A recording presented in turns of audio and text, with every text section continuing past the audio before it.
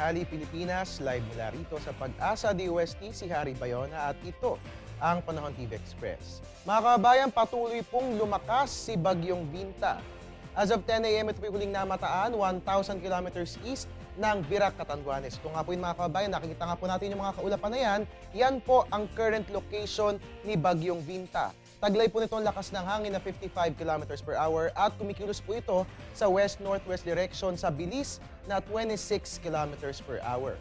Ang good news, kahit lumakas ito, wala pa naman ito magiging direct effect sa alinmang bahagi ng ating bansa. Pero ganoon pa man, inaasang mag-landfall po ito sa araw ng Huwebes, dyan po yan sa may northern Luzon.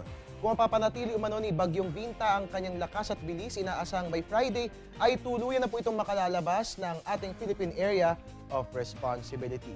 At mga kababayan, para sa mas komprehensibong ulat hinggil sa lagay ni Bagyong Binta, ang tabayanan po ang susunod na weather update ni Weather Girl April Enerio. Mamaya po yan sa News at 1. Magbabalik po ang Panahon TV Express makalipas ng isang paalala.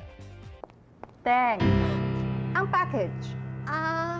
Ma'am, sabi ng Air 21 on the road na. Ano, Teng? Ang package. Ma'am, sabi ng Air 21 na receive na. Okay, very good.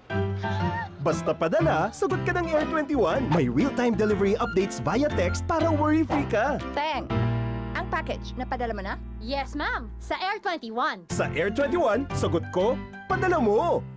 At yan nga po muna ang latest mula rito sa Pag-asa DOST.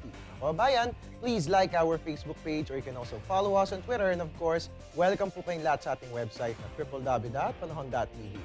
At inyong nga pong nakasama, umulan o umaraw man, I'm the man. The weatherman, Harry Bayona, nagpapaalalang tiwala lang, may tamang panahon ang bawat pagkakataon. Magandang tanghali sa inyong lahat.